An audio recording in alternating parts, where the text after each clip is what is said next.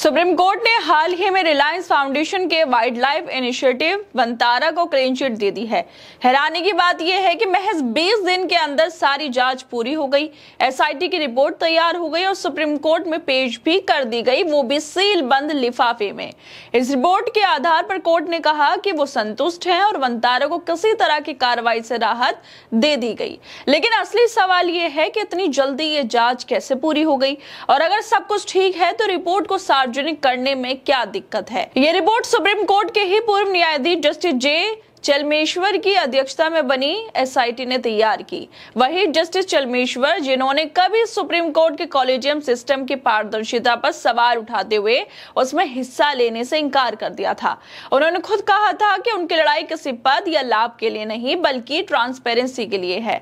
और अब जब उन्हीं की निगरानी में बनी जांच रिपोर्ट आई है तो उसे जनता से छिपाया जा रहा है। आखिर अब ट्रांसपेरेंसी कहाँ है?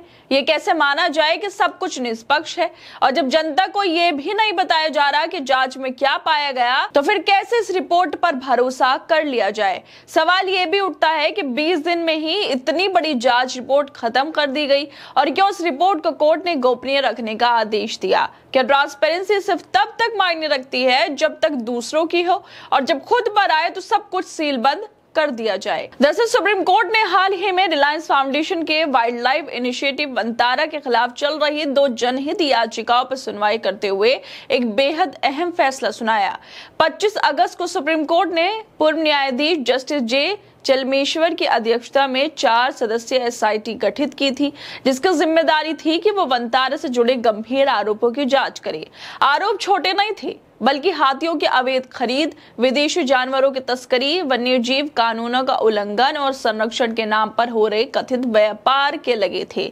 25 अगस्त को एसआईटी बनी, इस पर 12 सितंबर को एसआईटी की रिपोर्ट आई और 15 सितंबर को सुप्रीम कोर्ट ने इन्हें क्लीन चिट दे दी। लेकिन अब सवाल ये है कि महज 20 दिनों में इतनी बड़ी और गंभीर जांच वाकई पूरी क्या की जा सकती है? जिस रफ्तार से ये जांच पूरी हुई वो बुलेट ट्रेन से भी तेज है। सिर्फ 20 दिन में एसआईटी बन गई, जांच कर ली गई, रिपोर्ट भी तैयार हो गई और सुप्रीम कोर्ट में सीलबंद लिफाफे में पेश भी कर दी गई।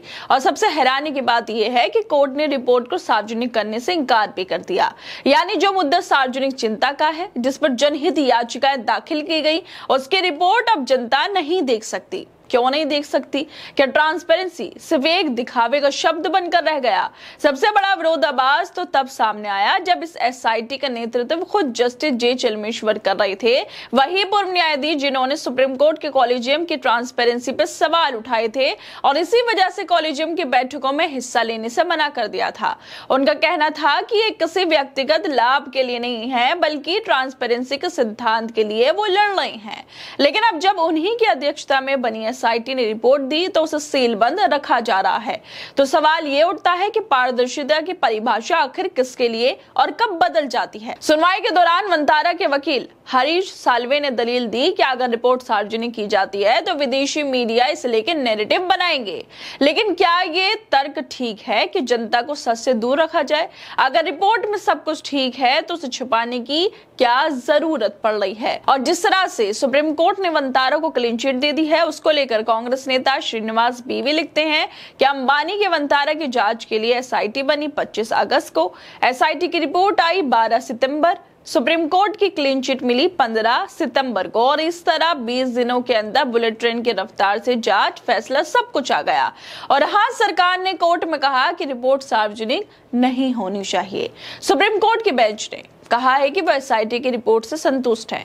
लेकिन क्या सिर्फ अदालत की संतुष्टि से जनता के सवाल खत्म हो जाते हैं? क्या ट्रांसपेरेंसी का मतलब अब यही रह गया कि सिर्फ न्यायाधीश जाने कि सच क्या है और जनता बस फैसले को स्वीकार कर ले? अगर जांच निष्पक्ष और सही तरीके से हुई तो उसे सार्वजनिक करने में डर किस बात का? 20 दिन के अंदर जांच, सीलबंद रिपोर्ट और फौरन क्लीन चिट, ये सब सवाल उठाते हैं, खासकर तब जब सवाल हाथियों की तस्करी से लेकर विदेशी प्रजातियों के आयात तक के हो। इन सब आरोपों को इतनी जल्दी नकार देना, रिपोर्ट को लोगों से छिपा देना पूरे सिस्टम की पारदर्शिता पर सवाल उठाता है। यह पूरा मामला एक मिसाल बन सकता था ट्रांसपेरेंसी और जवाबदेही का। लेकिन अफसोस की बात यह है कि एक और एग्जाम्पल बनता दिख रहा है सीलबंद न्याय का। और सबसे ज्यादा चुभता है ये तथ्य कि इस जांच की अगुवाई उसी शख्स ने की जो पारदर्शिता के सबसे मुखर पैरोकार माने जा रही हैं। क्या पारदर्शिता की परिभाषा अब परिस्थितियों के हिसाब से बदली जाएगी? क्या जनहित सिर्फ अदालत की चार दीवारी में तय होगा और जनता को जानने का अधिकार भी नहीं होगा? और इसी मामले को लेकर पत्रकार अंजलि भारद्वाज लिखती हैं कि एकदम शॉकिंग और डिसअपॉइंटिंग है कि जस्टिस चलमेश्वर की अध्यक्षता वाली एसआईटी ने वंतारा पर अपनी रिपोर्ट सीलबंद लिफाफे में जमा की। यह वही जज हैं जिन्होंने सुप्रीम कोर्ट की कॉलेजियम बैठक में सिर्फ इसलिए हिस्सा लेने से मना कर दिया था क्योंकि वहां पारदर्शिता नहीं थी। कैसे कैसे लोग बदल जाते हैं। ये सवाल सिर्फ वंतारा तक नहीं है बल्कि हमारे पूरे सिस्टम की ईमानदारी, जवाबदेही और ट्रांसपेरेंसी पर सवाल उठाता है।